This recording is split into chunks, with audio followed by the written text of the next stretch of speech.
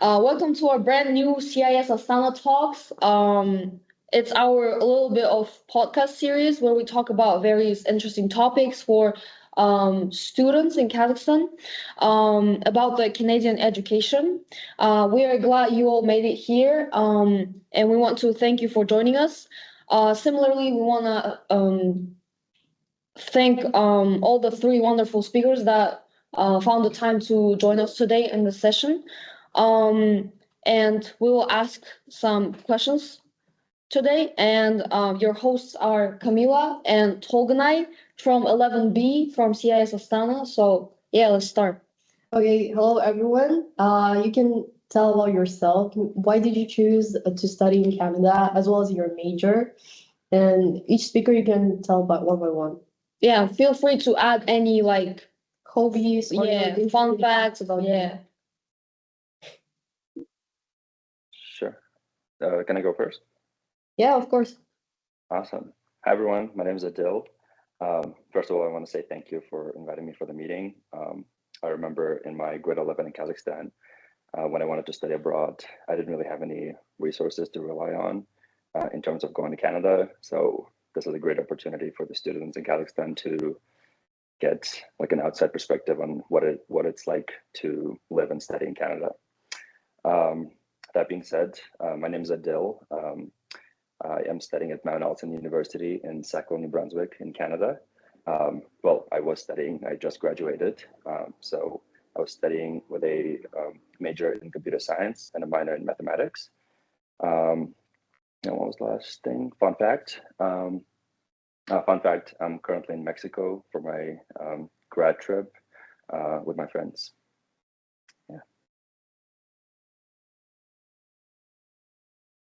Oh, well, thank you so much. That was very interesting. I hope you enjoy your stay in Mexico. So who can be next? Hello, everyone. My name is Akbar. Thank you so much for having us today. Can you hear me? Yeah. Yeah, perfect. Okay. I'm actually not a student, but I did go to UBC myself, and I did my master's at UBC. And I grew up, I was born and raised in Kazakhstan, and I lived in Astana before moving to Canada. So I can share a bit of my personal experiences. Unfortunately, my students couldn't make it today. I asked a bunch of people, but most of them were like traveling today because it's the end of the school year. And some people are currently on their flights to Kazakhstan, actually. So yeah. When I was at UBC, I studied management. I went to our business school, and now I work at UBC as an international student advisor. Some of you may have met me at your school, actually, not so long ago. Yeah, I've actually met you twice. You're such a nice guy. Thank you. Thank you. Okay, so last one is Beric. Can we hear from you? Yeah, sure, guys. Hello. Thank you for the invitation. Actually, I live in Canada. I graduated from Dalhousie University in Canada, and right now I'm following my immigration and consultant services diploma at Queen's University. And my wife, unfortunately, cannot join in spite of the fact that you said invitation, because she's blocked in video and audio. She works at Oxford University, and she has a lot to share with you today, if you could allow access to her. So if you have any questions,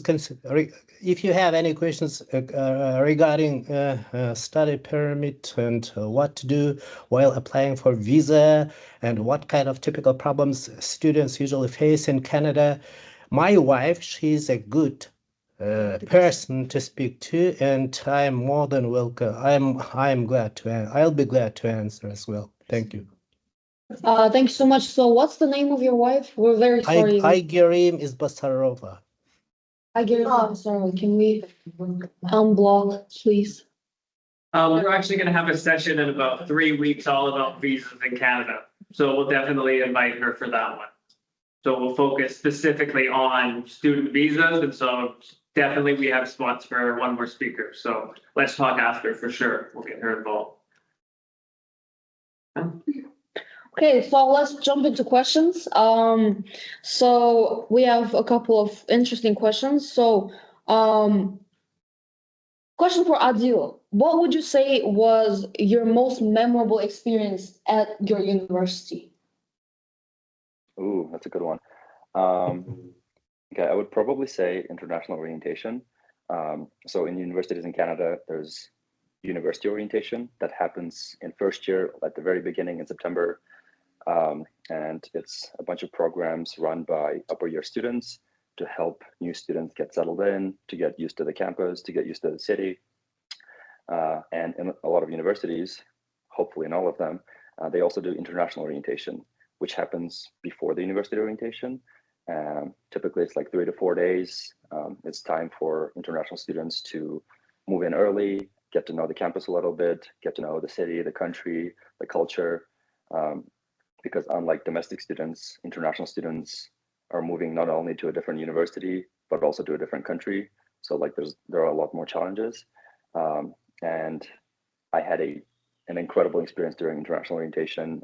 I met a ton of people from a bunch of different countries. We did a lot of fun activities together, and I've stayed friends with them for the past 4 years. And I actually came to Mexico with one of the people that I met during orientation, and I'm staying at her house right now. Wow. Yeah. Oh, and another fun fact. In first year, I was part of orientation, and then in second and third year, I volunteered as a facilitator, and then in my final year, in fourth year, I led it as the international orientation chair. Wow, that's an awesome upgrade, I would say. Yeah. Thank you for sharing that. Thank you. I wanted to ask Akbar, what is the one thing your university does better than most people realize? Maybe there are some facts that people don't know about your university. Yeah, good question. Okay, one thing that students often forget is the career support that we offer. And when I was a student myself, I attended a special workshop that we host like almost, I think, every year, maybe even twice a year, which was a salary negotiations workshop. So this one is organized by our career services center. It was so good. Like I recommend it to everyone. All students who come to UBC, I always like, hey, there will be this workshop for salary negotiations. It's just like 2 hours, but it will worth it. Like it will pay off your degree, I say. Yeah, it's very fun because they open the workshop with the data. They're like, hey, there's this research that basically shows that in North America, people who do negotiate their salaries earn over $1 million more over the span of their careers than people who don't negotiate their salaries. And then after this hook, you're like, okay, I want to learn about salary negotiations now. So yeah, this was a great workshop. And since then, I negotiate my every salary every time I get a job or get a promotion. I negotiate every time. So with these bumps, I guess over the span of my career, I'll earn much more money than I would have if I didn't attend that workshop. So this is just one example, and our career services, they offer different kinds of workshops throughout the year. Also like meetings with employers, networking sessions, all that. And yeah, sometimes I talk to students and I ask them, hey, did you go to this? And they're like, what? I didn't know this exists. So yeah, this is one thing that maybe students don't know, but they should take advantage of for sure. Yeah, I think it's like visiting the workshop is very important if you're maybe a freshman. Yeah. Yeah, it kind of shows that you have to search for the opportunities you are given. So yeah, all the guys take notes. So one question for Beric. What would you say was the most favorite thing about the University of like Dalhousie? Actually, I came here owing to program Bolashak. At that time, I had a choice. Actually, I mean, I had in my hand 7 invitations, including Columbia University in New York City. But why I had chosen Dalhousie comparing to different universities, because it was the oldest one, and many famous people like former Minister for Immigration in Canada, Fraser, or Justin Trudeau's brother, they all graduated from this university. One of the most strongest directions at this university, I mean faculties, was Master for Public Administration, what I have graduated as well. And a lot of things about Dalhousie. It's one of the oldest universities in Canada, and a lot of people from politicians, economists in Canada graduate from this university. And I liked Halifax itself, and I mean Nova Scotia, because it's one of the warmest places in Canada. Thank you. Yeah, thank you so much for answering that. So let's talk about the first impressions of your cities. Let's talk about climate. I know that you study in different universities, and I know that the climate is very diverse there. So how did you get used to the West Coast rain at UBC or the Atlantic winds and colds? Okay, I guess I we're can. going in a circle. Yeah, Oh yeah, it's go ahead. for everyone. How about you start with UBC and then I'll talk about Atlantic Canada. Sure, thanks, Adil. So, um, I think that the rains are, I think people exaggerate the rains in Vancouver. So maybe it's for people who uh, were raised in climates where it doesn't rain at all, it's just sunny all the time. Then for them, it's like a lot of rain. But for me, coming from Astana, I didn't feel like too much rain or too much of anything.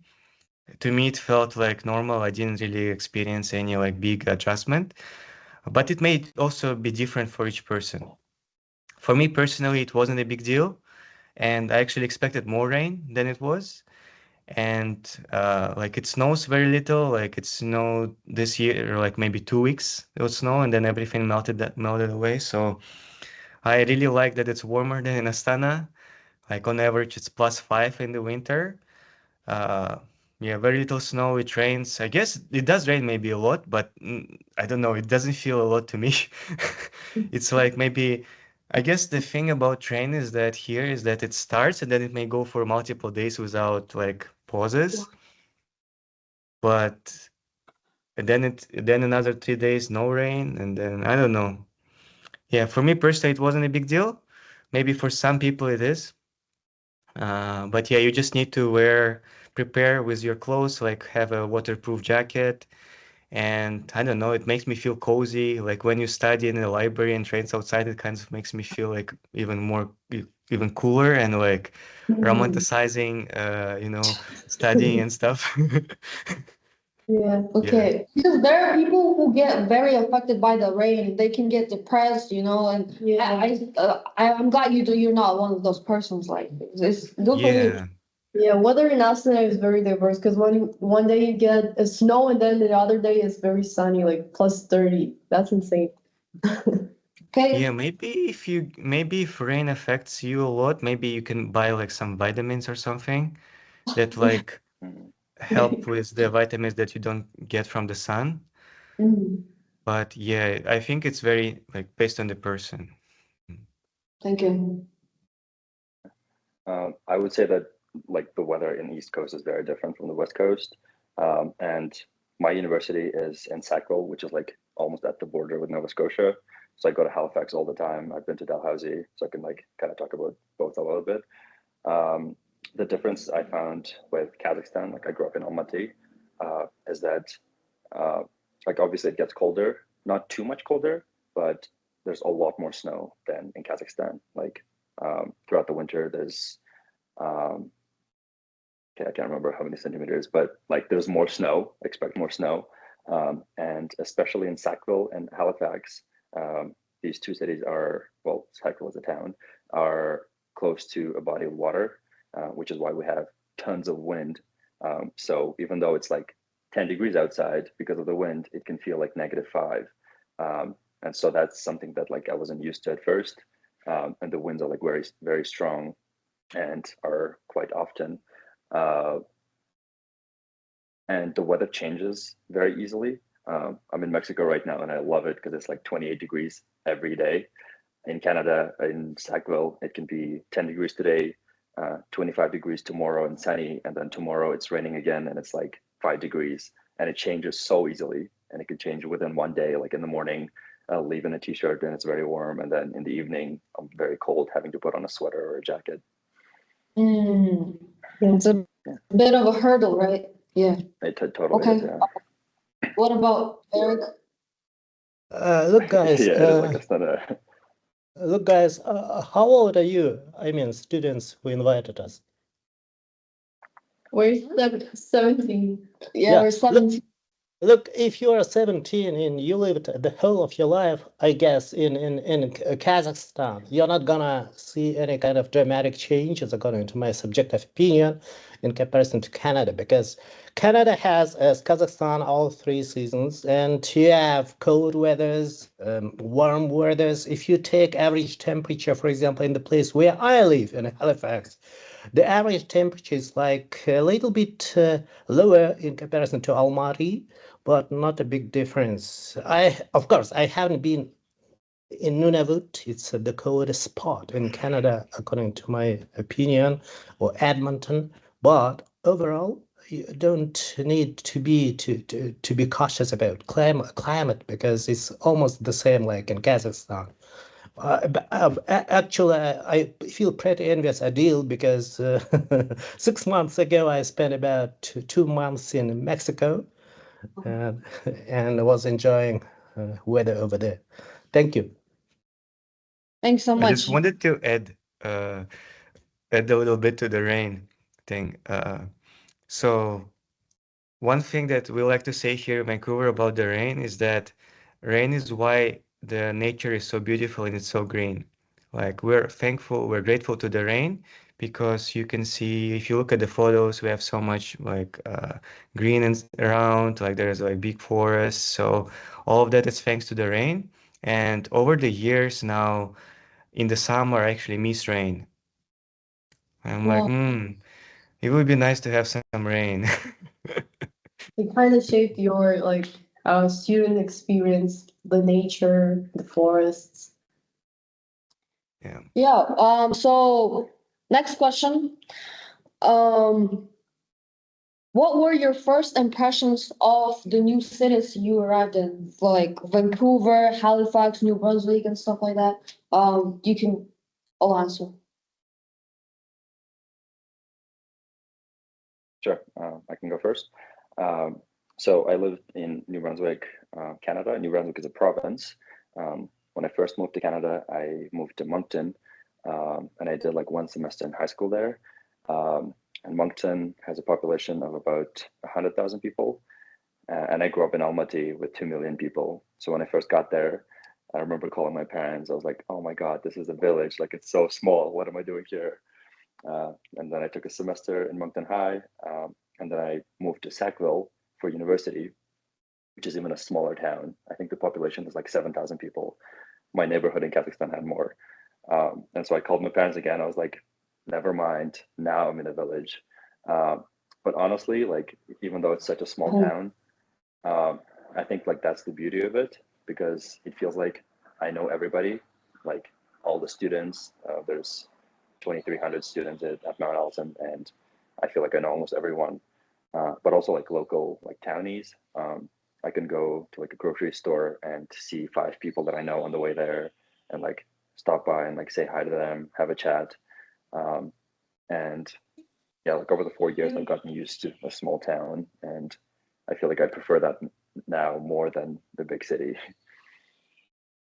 that's very relieving to like hear because myself, I was born in Almaty and then I moved to Astana. I'm a city girl, and like my biggest fear is like going to a little small town. And I have a fear of missing out. So thank you for telling that. Maybe I'll change my mind soon. So No, totally. Like my friend that I'm here with right now, Lucy, she's from Mexico City. Mexico City has more people than all of Kazakhstan combined. Um, and she moved to Sackville and like she loves it too. And everyone I know that moved from a big city says the exact same thing. Like there's still a lot of things to do, so you're not going to be bored, but it's like much like it's really cozy, easy to meet people. It's very safe. Yeah, it's just great overall. I love it.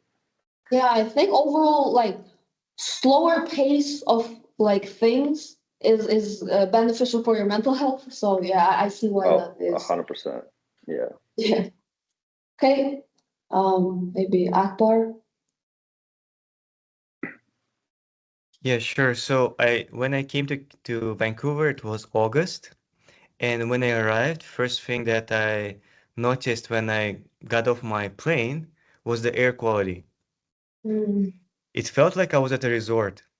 And then when I later got to the city, I felt like at a resort even more because you could hear seagulls screaming all around. And I don't know, for me, just associates with the resorts and like being at like a beach or touristy place. And this is the life here. Like you walk around, you see the mountains, you like inhale the air, then there's beach, there's like ocean, just really beautiful. And I think that was my first impression of just like being amazed by the nature. And also people, like when you look around, people are just enjoying their lives. In the first months, I just like to walk around and like people watch because it just, I don't know, it makes me so happy to see people being happy around me. So like I would walk around and just see people enjoying the weather, hanging out at the beach with their friends, just like doing all kinds of physical activity and just having fun. Just made me very appreciate the place. The city itself is what 2.7 million people, I think, with like all of Metro Vancouver together. Then yeah, a lot of nature. People who live here, they really like the outdoors. Go hiking, go like do all the water activities, snowboarding, skiing. I myself not big on hiking to be honest, but I enjoy having it as a backdrop all my life. Just walking around the city and seeing the mountains and having access to that, you know, like if I ever want to go, I can do it like easily. And now when I travel and when I'm in a place where there are no mountains, I kind of miss the mountains. Like maybe if you're Ah, from yeah, Almaty, yeah, that's maybe you have this similar feeling too. just typical That's what I miss the Almaty guy. most. Yeah. Yeah, yeah. Uh, I posted a photo on my Instagram of like Vancouver from like a rooftop, and someone texted me like, "Hey, are you in Almaty?" Yeah. Um, yeah, and the campus is pretty big, 48,000 students, undergraduate. When I first arrived, campus was empty. It was still like summer, and then when the people started coming back, it was quite packed, so it was very busy, very diverse, lots of people from all over. So it can be overwhelming for some people, but for some people it can be like the opposite, empowering and feeling like, oh wow, I'm like in this busy place with lots of opportunity. Thank you. Barry, maybe you can share something. Yeah, sure, sure. Look, before coming to Canada, I have heard about Canada's big cities like Toronto, Vancouver, but usually in Kazakhstan, nobody knows about Halifax or Moncton. And I was surprised because Halifax itself resembles Almaty weather because it has warm spring, and I completely agree what Akbar said. As if you are in resort, fresh air, you can enjoy it. Actually, I'm a outdoorsy person who spends a lot of time running outside, doing sports, and for me, it's ideal place to live. Of course, I've visited about 17 cities in Canada, and but my preferences lies on Halifax because of its weather. And as if you are living in the resort place, and as if you are living in the middle of different forests, and there is a big 5 minutes away. I live 5 minutes away from ocean, from the shore, and it's a real good place to live. Yeah, just a quick follow-up question.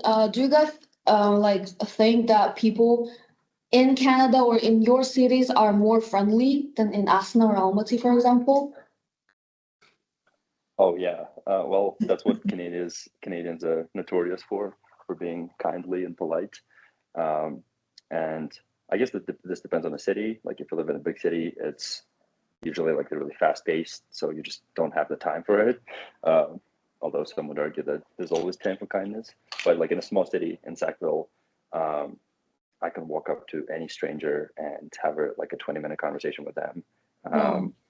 And yeah, like I've made so many friends that are from Sackville just by like walking up to them and like having a chat with them. I also worked part-time in a cafe as a barista, and I became friends with so many locals. And yeah, I think in Kazakhstan, people aren't like as kind to at the start. Like when you first meet them, there's like a bit of a barrier, and then you have to break through the barrier, get to know them a little bit, and then like we are really kind people. But in Canada, like it's a given. It's from the very beginning. Like people are very kind. I see. Okay. Yeah. I mean, Vancouver is friendlier than Astana, but probably not as friendly as Sackville or Moncton or maybe even Halifax. People are nice in general, people smile at you, but it's not as easy to make friends, I imagine, as in a smaller town. And it takes effort to make friends here. Like if you want to make friends, you have to, like really put in effort. You have to go to events, go talk to people, talk to them again later, and kind of nurture that connection to become friends. And I guess also when you're moving from a different country, you don't have that same network, that same support as you have at home. So it may feel even more difficult. But yeah, if you stick to it, you'll be able to make friends. And overall, people are friendlier than Astana, but not as friendly as the smaller city, smaller town. Okay, thank you. Yeah, I can add a actually, little bit to that. I've never faced any problem in finding friends or networking the whole of my life, whether I lived in Astana, Almaty, Aktau. Actually, I'm from Aktau. And to people in Halifax, I have been to different big cities, but in comparison to those big cities, people in Halifax are more like if you, for example, compare Almaty to small province of Kazakhstan. For example, the city of Zhanaozen or Tulkubas, where everybody knows each other. I've got the same impression because people in Halifax, they reach each other. For example, the university where I studied, I had 90% of the people who studied with me at the master's program were Canadians, locals, not immigrants, not people with PR, holding PR status. Maybe it depends on personnel, but in general, overall, I didn't have any problems in creating networks. I spent about 1.5 years working at municipality of a local city. So welcome to Canada, to Halifax. Yeah. Right. So did you want to say anything, Adil, or no? I guess yeah, I just wanted to add a little bit on like making friends and like support networks. Akbar made a good point that like when you move to a different country, you kind of lose all of that and like you leave that behind. But I don't think it's something to be stressed about as much, mainly because if you're going to university, I find that university is like the easiest and the best place to meet people, to make friends. Because I feel like starting work and like you're right, like you skip university and go to work right away. Uh, you have to like go out of your ways to find events and activities to find those people. But in university, you can meet people in your class, like you'll go to a lecture hall and like say hi to the person next to you. Or again, like all the universities have orientation where all the first year students are like they're put together and like they do activities together. So meeting people that way is also like super easy. And a lot of universities have really strong international centers that provide like all these resources. Like our international center, I interned there for 2 years. We run a bunch of events throughout the semester. We do like trips together to different cities. And yeah, like as long as you stick with the university and like go to all the events and activities and go out of your ways to meet people, you're not gonna have a problem with that. Oh yeah. Now I can't wait to go to international orientation myself. Discovering Yeah, it'll be fun. Yeah. Yeah, Okay. there are a lot of like Sold. networking events, so I think it's very helpful for those who study first or in Canada and in any other country. So I have a question about the campus culture and environment. I think it's very important topic to raise on. And the first things first is that what were your favorite food services that your campus offered? I think it's very important to touch this topic about food because that's food. Sorry, Right? could you repeat that? Favorite thing about what? What were your favorite food services that your campus offered? Ooh, sorry, I keep like taking the blanket. Can I speak first again? Is that okay? Yeah, Um, okay. Okay, so Mount Allison University has like a cafeteria on campus, and I believe like 70 or 80% of first year students live on campus. Um, Also, like another point, if you go to university, I suggest staying on campus because that's like another easy way to meet people. And it's just a lot more convenient for like when you first move there. You don't have to worry about like paying rent. You don't have to worry about cooking and stuff. Anyways, our cafeteria is like buffet style, so it's open from like 7 a.m. till 9 p.m. and you can go at any time and grab like whatever you want. And I believe that, not I believe, but I think like this is a fact. Our cafeteria is the best one in at least Atlantic Canada. It might be in Canada overall. And there's like a bunch of different food options from different cuisines. We have like a pizza like oven station. There's a Mongolian bar where like they make stir fries. Then there's international cuisine where like they make meals from different cuisines every day.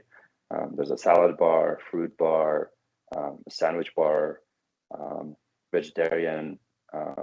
Also, like all the universities have, well, ours does. Hopefully, all of them do options for like vegetarian, gluten-free, halal. So if you have any dietary restrictions, usually they ask you like as soon as you move in, you have to tell them, hey, like I can't eat this or I can only eat this. Like we have a lot of Muslim students and they just at the beginning they tell them that like I need only halal food. And then there's a separate station that like provides that food. Yeah, that's really important to have. Camila? Did you guys live or no? Like let's ask questions one by one. So like, Akbar, Mr. Akbar, did you live on campus in your university, UBC? No, I actually lived off campus. I rented like a house with other students. So we lived like 20 minutes bus away from campus. So what would you say are like the pros of living off campus or and the cons? Pros, it's cheaper. Yeah, my place that I rented off campus was more affordable than living on campus, but it wasn't as good, I guess, as living on campus too. So it was like you can find a balance. Cons that I had to commute, and yeah, I think it's nicer when you're on campus than like if you have time between classes or something, you can just go back to your dorm and rest or whatever. But I did like living off campus too. Okay, the next question is for Barry. Mr. Barry, what student clubs or campus events are a must-join experience for each student? Could you please repeat your question? Oh yeah, I think it's not really. What student clubs or campus events are must-join experiences? Actually, at Dalhousie we used to have pretty wide variety of events. I used to join starting from sports events and cultural days and job fair and so on and so forth. And I cannot say that I have any preferences. I used to join any of them. By the way, speaking about campus life and off-campus life, I was the head of the supervisory team who who is supposed to maintain discipline in campus and CRC team. And I used to spend a lot of days in campus. And of course, the first thing what I like to live in on campus, I'd like to live on campus since I lived off campus. It's close distance and you have 24/7 approach to different entertainments like fitness clubs and so on and so forth. And as for those events, of course, cultural days, because we have a pretty big community of Indian people, immigrants, students, international students, Chinese, Filipinos, and so on and so forth. And owing to those events, I successfully created a certain kind of network of contacts, and I'm still keeping in touch with them. Thank you. Thank you. Thank you. So Adil, Mr. Adil, what would you say is the teaching style in your university? Like, is it more practice? Is it more lectures? Is it like interactive, or like what do you like about it in general? Sure. Also, you can drop the Mr. Adil, it's fine. I'm not that old. Okay, the teaching style. I guess I'll talk about like the curriculum at first. So my university is liberal arts university, which means that it's not, you don't just like pick a major and then only take courses in that major. There's like distribution courses, which require you to take multiple courses from like 2 courses from arts and letters, 2 courses from sciences, 2 courses from humanities. So you have to take like, you take a lot of different courses and a lot of different faculties, and that way you gain like a more broad understanding of, like, you develop better critical thinking and you understand more topics, while still gaining a degree like in computer science, for example, for me. And I find that that's a lot better in a way that, like, if I picked computer science in first year and I thought, okay, like I want to do computer science and I don't try anything else, how do I know that computer science is really something that I want? But at Mount Allison, you can like pick a major of computer science, but then in first year you can take courses in like, I don't know, physics, math, biology, chemistry, history, political science. And then in second year, you can say, you know what, I really like this course in political science. Maybe computer science isn't for me. And then you just go and talk to the academic advisor, and then they develop you a plan, and you can switch your major and you still graduate in 4 years, but now your major is political science. So I think that's like, because you're the one that's picking the courses, you can really tailor it to your interest and to your needs. And if you ever change your mind about your degree, like you can easily switch the degree, which I think is great. Yeah, I Does that think that's answer the kind of question? yeah, I think that's kind of a lifesaver for folks like me, for example, that sway around in some majors, and like picking a major is very important. It kind of dictates your life. So I think it should be flexible. And that's Mhm. a huge pro of Canada, because like in Britain it's like boring. You only pick one at 17 and you live your life over it. So like I don't think it makes sense. So thank you for answering. Next question I wanted to ask Mr. Akbar. So when we're switching from the high school into your bachelor degree, there are many differences in schedule, in the campus life, and all that kind of stuff. So I wanted to ask about the schedule. Is it like, do you have any differences between schedule, like in the high school and the universities? Maybe there are some advices that you can tell us. Yeah, of course. So basically at UBC and I think in other universities in Canada, you just create your own schedule. There will be a period of time where you register for courses, and that's when you basically build your own schedule. Many courses will have multiple options, like the same courses will be offered in the morning and the afternoon. So based on your own preferences, you can design your own schedule. Some students just make it so that they have 4 days of classes and the rest of the time is like free, or they maybe even stack them in 3 days, all the classes, and then the rest of the days are free for them to do assignments and other stuff. So it really depends on you. And also, yeah, when you register for courses, make sure that you're ready this exact minute when you need to register for courses, because sometimes your ideal time slot may be taken by someone else. So make sure that you're ready beforehand. But yeah, overall schedules are flexible based on course availability and your own preferences. I would say in university, compared to my experience in high school, you will have more free time, but the challenge is managing that free time.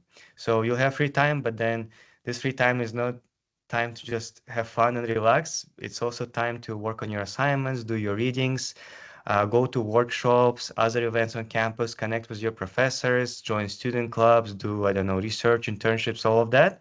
So you may feel like, oh, I have so much free time, like I have 3 days free, but this is the challenge. Like you have to manage the time and make sure that you take advantage of the opportunities that are available to you and not lose your head and not just have fun all the time. And then when it's time for midterms or finals, you're like, oh no, now I have to do all of that at the same time. So yeah, make sure that you manage your time well and prepare, plan ahead and all of that. You need to be much more responsible because in high Yeah. school, the schedule is already made for you. And in university, you need to make it for yourself. Yeah, Yeah. speaking of skills like time management, Mr. Berrick, what do you think the most helpful skills or traits were for in your academic journey? What helped you the most in your character? Yeah, that's a good question because first of all, I completely agree about time management because it depends on you, and you are the one who is responsible for your syllabus and how you handle it for your study plan. And another thing is maybe right away after joining university, you have to establish a good relationship with the study advisor of your faculty. Because if you need to change, for example, your classes, or you feel sick, or you want to take academic leave, you can all the time to consult your academic advisor. And if you want, for example, to take accelerated courses, for example, to graduate 2 years university program within 1 year, again, he is your friend. You have to talk to him. And coming back to your question, maybe it's about discipline. It's about being in touch with your academic advisor, with those guys from student union who is in charge for introducing all students, international students, in our case, with latest changes of the legislation. Because, by the way, a lot of changes are taking place since last 2 years, and you have to be in the loop of those changes. For example, how to change from one DLI to another DLI, designated learning unit institutions, because you never know, when you are 17, whether you have chosen the right path in terms of study, and things do happen. And for example, a lot of my friends changed their study path after the first year of study. And to cut the long story short, the best thing is to be disciplined, self-awareness, and to be in the loop of those changes which is going on. Thank you. Thank you so Yes, much. thank you. The next question is for everyone. What does your typical day at your university looks like? Sure, yeah, I can go first. I'll talk about what it used to look like because, like I mentioned, I just graduated. So I did a lot of like extracurricular activities outside of school. So I worked a lot part-time, had multiple jobs. I was an intern at the International Center. I was a barista in a cafe downtown. I was a campus ambassador. I was a research assistant. And so depending on the day, like my days were very different. And going back to the point of like time management, it's really important to like try to develop a schedule early in the semester, a routine. What I like to do is I use Notion. I don't know if anyone knows of Notion, the greatest app out there. And I have a schedule that I like make up at the beginning of the semester, and I have like all my classes, and then I'll add time for like to go to the gym, to go hang out with my friends, to do my assignments, and then I have work, and then I have work here, and then I go to classes again.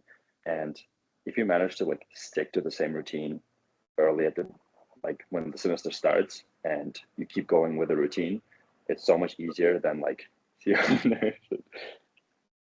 oh no way, that's so cool. Wait, sorry. But yeah, my typical day would be like I'll wake up at like 7 or 8, and then depending on the day, I'm either gonna go to class or on certain days, like I worked in the morning at the cafe, so I would go to the cafe, work there for like 4 hours, make coffee, and then I'll go to my classes, and then like I'll go grab lunch, hang out with my friends for a little bit, and then go to the gym, sometimes with my friends, sometimes alone, and then I'll come home, finish up some of my assignments, um, and then yeah, cook, eat, and then go to bed. Thanks so much. Yeah, no problem. Okay, my day at university was I usually had classes from 8 to 12, then 2 hours break, and then a class from 2 to 4. So in my break, I would usually go to gym and then have a lunch and then go back to class. Or I would go to gym in the morning too before classes. Then it's like it's empty, so it's really nice. So like no one's there. Uh, yeah, and then after classes, after 4, I would usually stay with my classmates, work on group projects or work on readings and assignments. I just find it, I don't know, more effective to work at the library. I don't know, I concentrate better and finish things faster when I work at the library. I mean, study at the library. Yeah, and then I would have Fridays off. I would just have classes from Monday to Thursday and Friday off. Um, yeah, for Fridays I would work part-time, do something else, or sometimes when it's like busy season when we have to do assignments, I would work on my assignments on Fridays. Okay, so thank you. What about you, Mr. Derek? Yeah, actually, that's a good question because usually my routine was pretty much the same during my study because I started my day from hot coffee, then I did, of course, my assignments and briefing notes and meeting some professors. I usually try to meet them often because some of my professors were consultants, also consultants at the municipality, and I joined certain projects. And actually, I was a professor's assistant in economics, and then I spent a lot of time, couple of hours. Uh, uh, at student union since I was vice president for sports activities and playing soccer, football, and I was organizing different kind of sports events for students, international students, and of course spending a lot of time working because I used to work off campus at that time. And by the way, students, international students, are allowed to work up to 24 hours on off campus and unlimited hours off campus, but only in case if you are doing good with your studies. So this was my typical usual day at university. Thank you. Thank you. Thanks so much. So, when applying to the university, and actually coming to the university, did you get like expectation reality type thing? Were you shocked that wow, this is not what they say in the site. This is cap. This is like a lie. So, like anyway. That's a good question. I don't think I did necessarily. So I went to Moncton High like for a semester in high school, and during that time we came for a campus tour to Sackville to like see the campus of Mount Allison. And during the campus tour, like we saw all the buildings and like we did some activities together. We went for lunch, but then I also tried to like go and speak to some of the professors. So I asked my tour guide. I was like, "Hey, like, is there any chance I could like sneak out for 10 minutes and go talk to some professors?" And yeah, like once I started university, I feel like it was pretty much the exact same thing, like exactly what I expected of it. Um, so I didn't really have any culture shock. I guess like the thing that you're referring to is culture shock when you move to a different country, like differences in culture. Um, so like my culture shock would have happened when I first moved to Moncton. The biggest thing was like people are very polite and very like open. In Kazakhstan, it like whenever I travel back home to visit my friends and family, it's it's like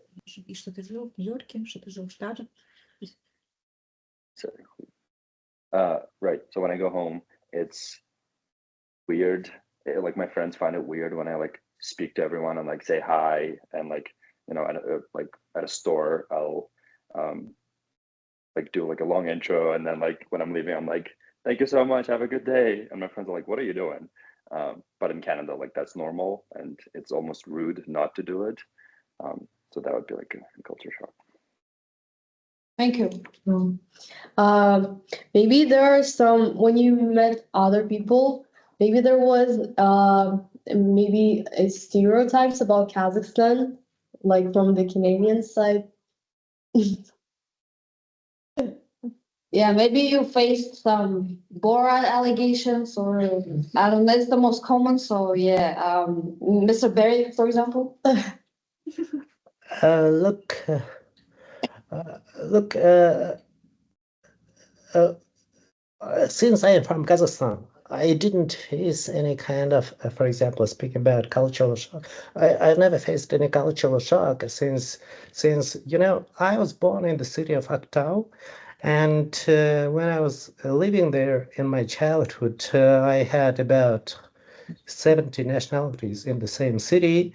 And in Canada, it's almost like the same. I didn't have any cultural shock in this regard. Speaking could you please repeat your question? What are stereotypes you faced like from the Canadian side about the Kazakhstan? No. Absolutely. Look, in Canada, in Halifax, I was the only one student who was studying at that time. And usually Canadians are not aware of Kazakhstan. I don't know whether it's good or not, but I am just speaking sincerely. And they know about Russia, about Ukraine, but not about Kazakhstan, but not about Central Asia. And I felt myself like an ambassador who is just representing my country. And my task was to give as much as possible good impression about Kazakhstan, about Kazakhs studying in Canada. This way, they do not, speaking from their perspective, they don't have any bias or prejudice about Kazakhstan because they didn't know. Most of the local Canadians, I'm not speaking about international community, they don't have any idea about Kazakhstan. And speaking about me, I didn't have any prejudice because as my background, I've spent a couple of years in New York City and 1 year at the University of Arizona in the past, and a couple of years in Switzerland. I didn't face any kind of bias before coming to Canada. Thanks so much for sharing. Mr. By the way, sorry for interruption. To the question why people usually students choose Canada.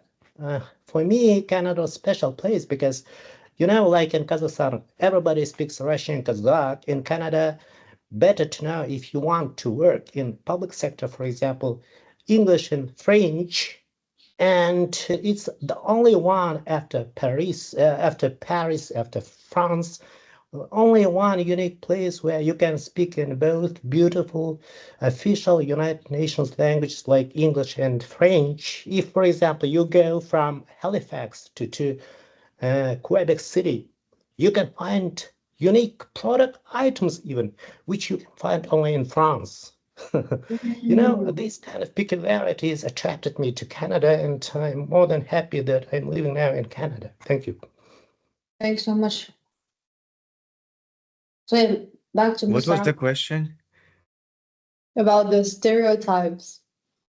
Oh, stereotypes. Yeah, I have the same experience as Berik, with like people mostly not knowing what Kazakhstan is, where it's located, or anything about it. People who did know about Kazakhstan, they knew kind of surprising things, like to me. Like there was one, my classmate from India, he told me that there is a city in India that was built based on like city plans of Astana. And I was like, what? Yeah. And I was like, what? Yeah. And then there was a guy who knew Dimash, and he was like super big fan of him, and it's his dream to go to his concert. And I was like, whoa. Yeah. So yeah, it was like random things that people knew about Kazakhstan. Borat maybe was mentioned once, but the person knew that Borat was more about the US than about Kazakhstan, so it wasn't like weird or anything like that. Yeah, and I also felt like an ambassador. I still do feel like an ambassador for Kazakhstan. And actually, I think I made my own impact here at UBC because when I first joined UBC as a student, there's like survey that asks about your background. So there's usually like, I don't know, East Asian, I don't know, Middle East, Europe, North, South America, whatever. Never Central Asia, never anything related to our region. But every time I would choose other and write Central Asia, Kazakhstan, every time. And I had like multiple jobs at UBC, like whole history. And now, last time that I did this similar survey, there was Central Asia. And I was like, yes, let's go. I like to believe that me every time choosing other helped, but probably also our community grew here as well.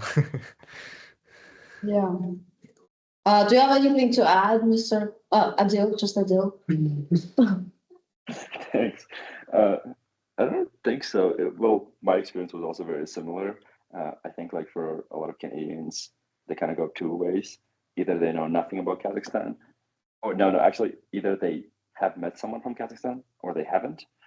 If they haven't, then usually like they might know a little bit from like the news, or like they just kind of know that like it's somewhere in Central Asia, or they know nothing about it.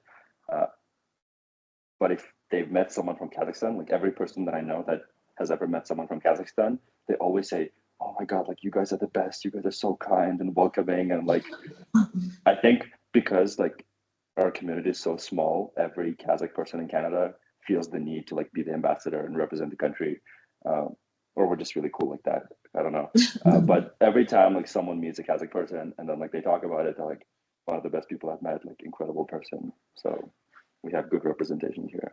Yeah, that's awesome. We'll keep it that way. Yeah. Yep.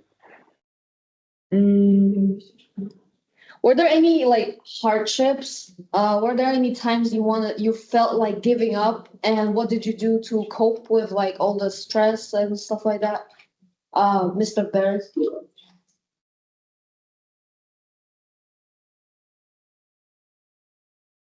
Actually, I never faced any kind of hardships, and the only challenging thing for me was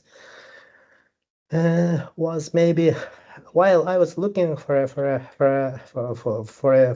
job, but having to my professors who we are supporting internship program. It took me about 2 months and a half to find my present position as political analyst at the municipality. Apart from that, I hardly remember any kind of hardships I faced. Maybe, from time to time you want to eat horse meat, but you cannot find it in Canada. But since I'm not a big fan of meat eater, eating, and it's not a challenge for me. Because You can't find. look in Moncton, by the way, Adil, I have certain friends, and they're doing pretty good in construction business. 4 or 5 families of Kazakhs who moved to Canada 7, 8 years ago, and Oh, I these know are all of them. do you know them?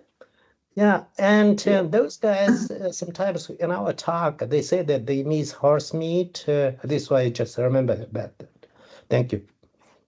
Thanks I so think they much. sell horse meat. I think in Superstore or something. Sorry, like a random remark. You can't find horse meat. Take note of that.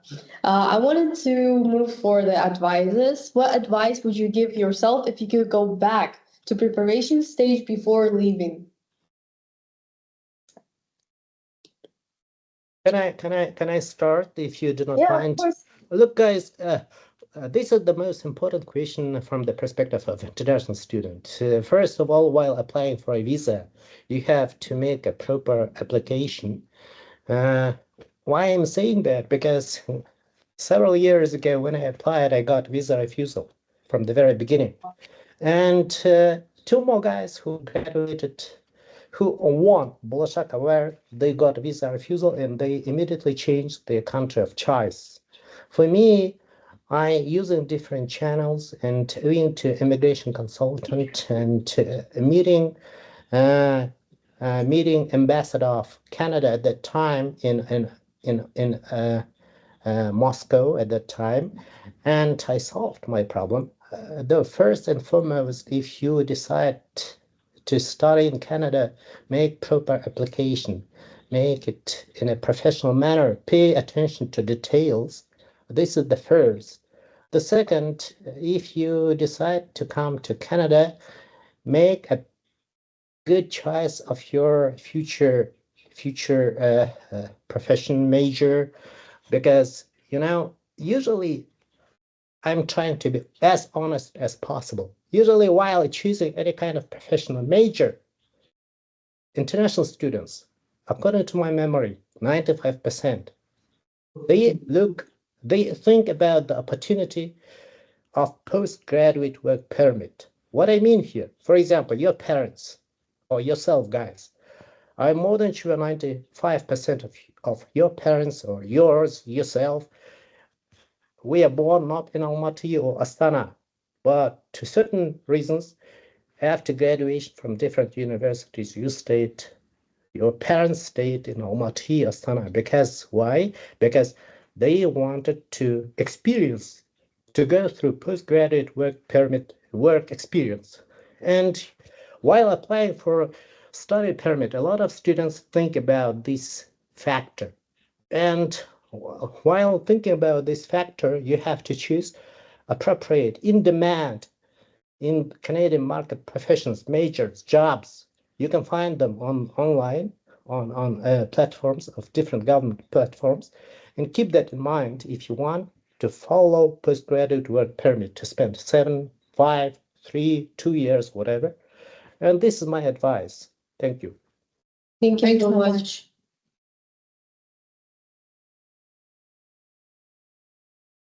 Okay, are we moving in circles? Should I go next?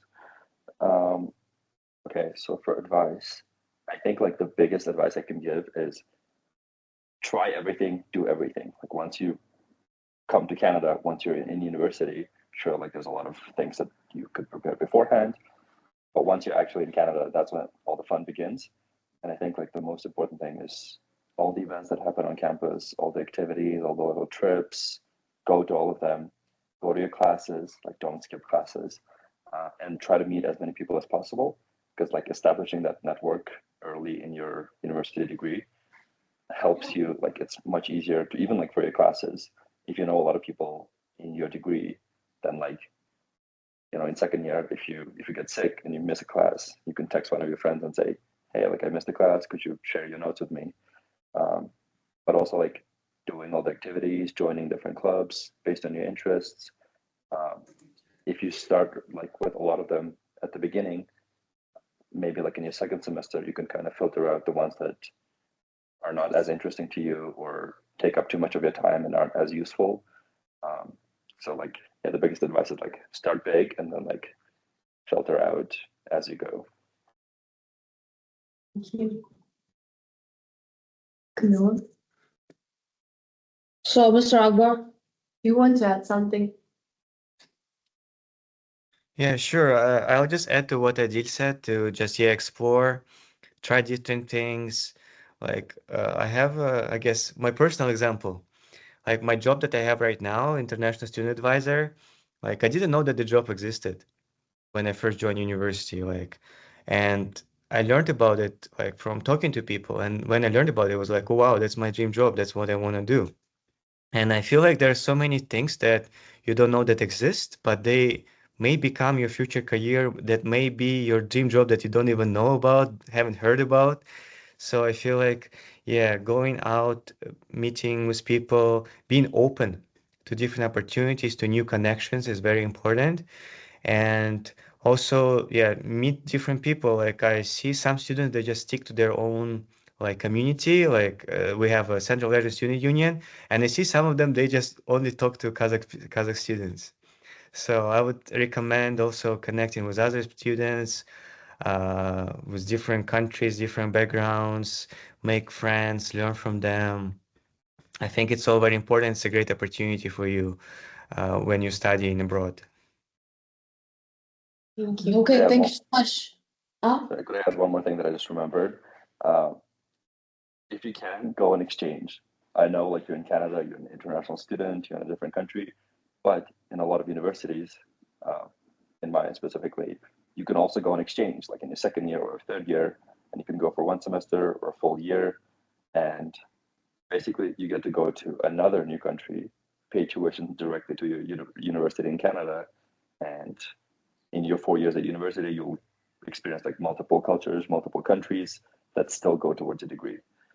So if you can, definitely go for an exchange. I did like a field school in Japan for 2 weeks, and that transferred as like a full credit for one of my courses. Wow, that's very interesting. So turning to Sorry, I have our one more thing. yes, of course. Yeah, just one more piece of advice, also from personal experience, is to plan ahead. In Canada, maybe different from Kazakhstan, things get done not as quickly, and oftentimes you cannot rush things. Things happen its own time, and many things have their own like cycles. So if you want to, for example, get an internship co-op, you need to plan ahead because many companies they have their own recruitment cycles. So sometimes they hire like a year in advance. So you want to plan these things. Also, all the documents and stuff. If you need to renew something, plan ahead. It can take time. Sometimes you need to mail things. Sometimes you need to get another document to prepare. Like it's well organized, but it takes time.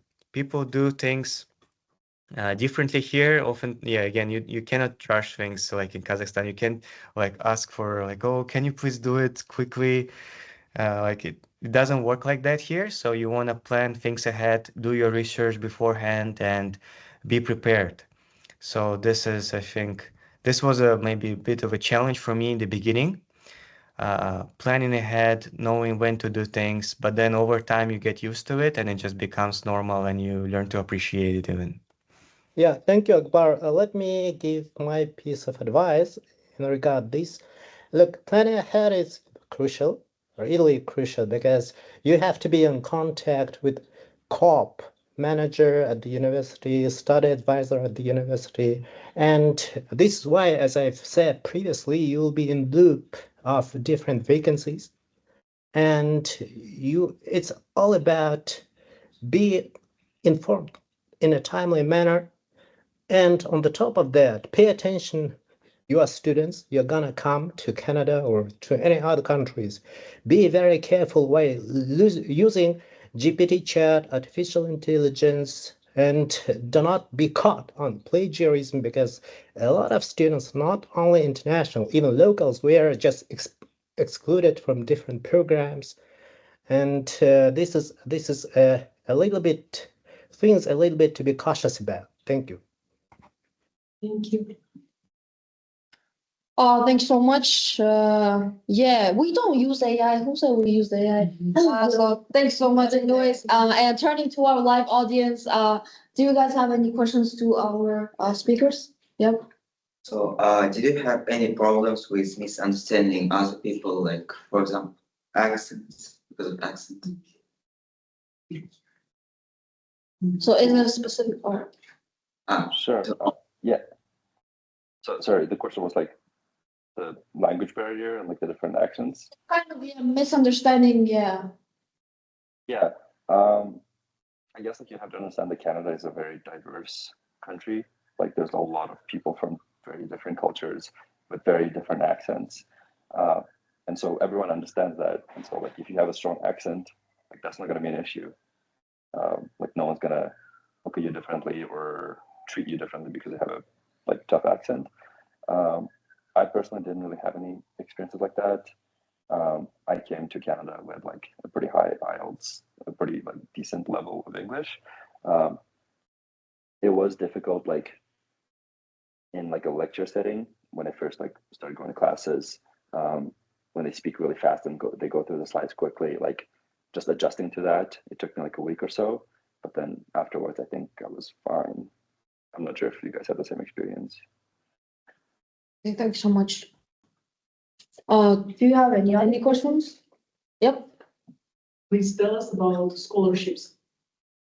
We're gonna have an event all about scholarships in like 4 weeks. We'll have another one of these and they'll talk all about scholarships. Okay. Yeah. Cause these guys are not, they're just students, so they're not actually scholarship people. Does application require SAT? So the question was, did your application require SAT scores? So mine personally didn't. Sorry, go ahead. at UBC, we don't require SATs or ACTs, completely optional. If you do have a strong score, 1450 and higher, you're welcome to submit it. It will be an extra. But if it's lower, then don't submit it. It will raise questions. So, but overall, it's not a requirement. And at UBC, we do have scholarships. I'll talk about it in the next session in June. Okay, any other questions? Did you do any extracurriculars? And if you did, what were they? So yeah, a question about extracurriculars. What kind of extras did you do? Clubs or? Oh, okay. So for a lot of universities, there's like a student union, which is led by students, and usually they're the ones in charge of like clubs and societies. Our university has like over 120 clubs. Personally, I went to chess club, so like once a week on Thursdays we'd go play chess with my friends. And then there was like intramural soccer, so every resident had their own team, and like we played against each other. And I also started a society of my own, because when I first came to Mount A, I was the only Russian-speaking student. But then in third year, there was like I think 12 of us, so I started the Russian Language Society. And we held like multiple events throughout the semester. That's cool. Did you mean extracurriculars when you apply to university or during university? When applying. Yeah, when applying. So, like, honestly, different extracurriculars can work. It's just the way you write about them. And like at UBC, what we want to see is you reflecting your experience and writing like why you did that experience, why it's important to you, what you learned from the experience, what kind of impact you made. These are, I guess, most important things. And experience can be almost anything. Doesn't have to be an Olympiad or debates club. It can be experience that's meaningful to you. When I applied to UBC, what I wrote about is my experience as a dancer. So I am a street dancer. I still do street dance, and I wrote about me teaching street dance to kids and also competing in different competitions. And yeah, the way I wrote about it was how I guess it affected my life and how I wanted to share that passion and culture, community with other people, and tied it to my own kind of story. Thanks so much for answering. Any other questions? What is the name of your university? So he missed the beginning of it. So if you guys could just say the name of your university again. Yes, please. Yes. Yeah, for sure. Mine is called Mount Allison University. It's in Sackville, New Brunswick, in Canada. University of British Columbia, we have two campuses. One is in Vancouver, one is in Kelowna. Yeah, in my case, two universities, Dalhousie University, which is located in Halifax, and Queen's University, which is located in Kingston, Ontario. Thank you. Yeah, thank you very much. Yeah, thank you for this wholesome conversation. I think all the viewers got a lot of information. Oh yeah, of course. Are there any summer courses for high schoolers available in your universities? Ours does. We have like a prep school kind of thing. It's called Summer Pathways Program. I was actually, as part of my internship last summer, I was helping like develop some of the material, but it's a program that runs throughout the summer to prepare for university, to like learn about the culture in Canada, learn about history, learn English. So technically it's supposed to be like an English learning program. It's called Summer Pathways Program. You can look it up online. Yeah, look, guys, it's a good question because according to my memory, every university in Canada has pre-university pathway schools programs. and you can find it on their platforms. Dalhousie, Queen's, UBC, any university in Canada. Thank you. Yeah, at UBC, our program is called UBC Future Global Leaders, and it's we have two options. One is virtual online, and another one is on campus. For on campus, you stay on campus, you live in residence, our student residence, for around 2 weeks. You take classes from our professors. You can choose courses that you want to take. There will also be social activities. There will be like city tours, like all kinds of things, like leadership development. You'll meet students from other countries as well. Like there will be Canadian students, also international students there. So it's a kind of a mock experience, what it's like to be a UBC student. You can do it any year before your final year of high school. Okay, thank you so much. I think that's the end. If you don't have any other questions, oh yeah. How much money do you spend as a student living in Canada? So like finance wise, how expensive, how comfortable you are in your particular cities, is it affordable for the students? Yeah, I live in a small town, so like everything is fairly affordable. New Brunswick is also like one of the cheaper provinces. I'm sure you guys can talk about like Nova Scotia and BC, but in New Brunswick, yeah, I won't go into details of like how much the things are, but I work part-time throughout the semester, and like my part-time jobs are enough for me to pay for my rent now that I live off campus, and to buy groceries and like also do like some fun activities with my friends. Um, Thank you. Look, guys, that's an excellent question because if you look at statistics, Canada comes first for international students as the most attractive place to study among G7 countries. Why? Because of those programs like postgraduate work permit on students can afford up to 24 hours off-campus working hours and unlimited on-campus working hours.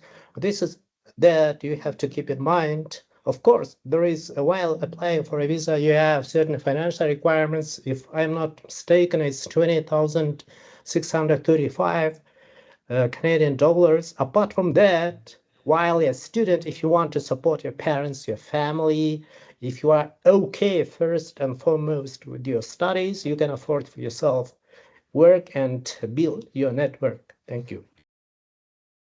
Thanks so much. Yeah, Vancouver is one of the most expensive cities in Canada. Like alongside Toronto, where like you cannot pay for your rent and also have fun money with a part-time job in Vancouver. So yeah, it's a city where a lot of people want to come and it affects the prices, and yeah, it's not as affordable as other places, but it's comparable to other major cities, like, I don't know, London, New York. If you look at prices there, it's similar, if not more expensive. Do you have any other questions? Okay. I think that's all. Thank you for this conversation. That was really real, honest, like glimpse of what it looks like to study and live in Canada. Yeah. Thank you for our speakers. Thank you for our viewers that came offline and online. We hope to see you in our another session that is going to be, I guess, another week. And yeah. Yeah, I guess in other sessions, me and Tolga won't be there, or nah, we don't know. So maybe the last time we have you guys. So thank you so much for sharing that valuable information. We took like 20,000 notes. Thanks so much, and have a great day. You have a day. You have a morning. Yeah. Oh, I had Yeah. a quick question, like right before we go. Are you gonna share our information with the students that like we're doing the meeting? Yes. Yeah, you can We'll share like share it our with all email. our students and we'll share the recording. And so yes, definitely, we're gonna share all of this on all sorts of platforms as well, with your Awesome. contact information too, if they want to reach you. Awesome. Yeah, and like you can share our like email address, or at least mine. If anyone has any questions, like feel free to reach out. Perfect. Awesome. Okay. Thank you so much. Thank you so much. Thank you. Thanks so much. Goodbye. Bye.